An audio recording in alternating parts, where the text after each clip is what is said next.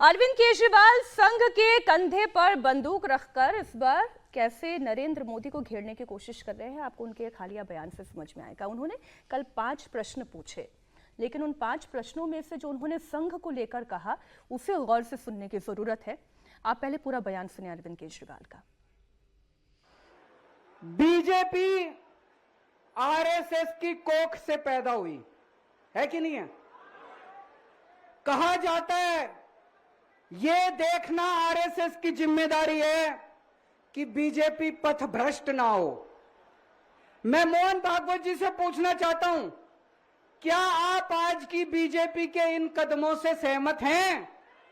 क्या आपने कभी मोदी जी से ये सब ना करने के लिए बोला? मोहन भागवत जी बताएं कि क्या आपने मोदी जी को ये सब गलत हरकतें करने से रोका कभी? जेपी नड्डा जी ने लोकसभा चुनाव के दौरान उन्होंने कहा कि बीजेपी को अब आरएसएस की जरूरत नहीं है। आरएसएस बीजेपी की मां समान है कि नहीं है? क्या बेटा इतना बड़ा हो गया कि मां को आंखें दिखाने लग गया? क्या बेटा इतना बड़ा हो गया कि आज मां को आंखें दिखाने लग गया? जिस बेटे को पाल पोस के बड़ा किया, जिस बेटे को प्रधानमंत्री बनाया, आज वो बेटा पलट के मां को अपनी आंखें दिखा रहा है। मातृतुल्य संस्था आरएसएस आज वो बेटा अपनी मातृतुल्य संस्था को आंखें दिखा रहा है। मैं मोहन भागवत जी से पूछना चाहता हूं, जब नड्डा जी ने ये कहा तो आपके दिल पे क्या गुजरी, आप जरा बताइए इस देश को। विजय जी, कुछ उसी तरीके की कोशिश है लोकसभा चुनावों में। आप याद करिए जब अरविंद केजरीवाल योगी जी के कंधे पर बंदूक रखकर निशाना साध रहे थे, इस बार संघ के रास्ते जा रहे हैं। नहीं, मुझे लगता है केजरीवाल साहब ने ये सवाल की, बहुत इंपॉर्टेंट सवाल है उनके हिसाब से, लेकिन थोड़ी देर कर दी।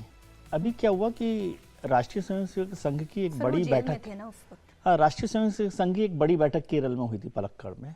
उसमें जेपी नड्डा साहब भी थे और आरएसएस के सभी संगठन भी थे।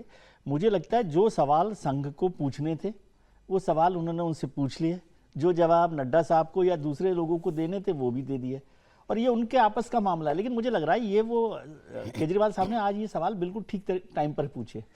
इन सवालों के बहाने वो आतिशी जी को भी शायद मैसेज दे रहे हैं कि बेटा जो है ना, बाप को आंखें दिखाने ना लगे। ये मैसेज शायद वो आतिशी जी को भी देना चाहते हैं कि भाई कुर्सी उसके बाद बदली, पहले ये सवाल है, क्योंकि सवाल कल पूछा था, कुर्सी वाला विजुअल आज आया है। तो क्या आतिशी जी ने रात भर में निर्णय लिया कि अरविंद जी ने मुझे संदेश दिया है? मतलब ये आप मानते हैं कि ऐसा संदेश है उनके लिए? नहीं, आप मतलब आप कह रहे हैं तो वो बात समझ में आ रही है ना। देखिए, ऐसे समय पे क्यों कहना, जो संघ को पूछना है उसके लिए कोई अरविंद केजरीवाल और क्या प्रेम उनका, जो करना है करें, वो करें, उसमें तो कोई नहीं। लेकिन ये मुझे लगता है कि ये एक लाइन जोड़ी अब, लेकिन इसमें एक और खतरा है। अरविंद जी उस ट्रैप में फंस गए।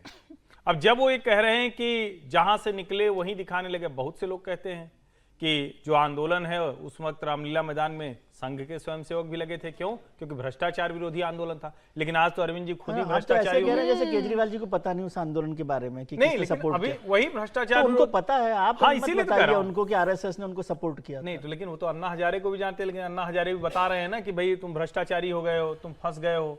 तो जो गुरु वाला मसला है तो यहाँ हो गया। तो मुझे लगता है ये सारे सवाल जितने पूछे वो अरविंद जी के ऊपर आते हैं। मैसेज आतिशी के ऊपर था, आतिशी ने रिसीव कर लिया समय से।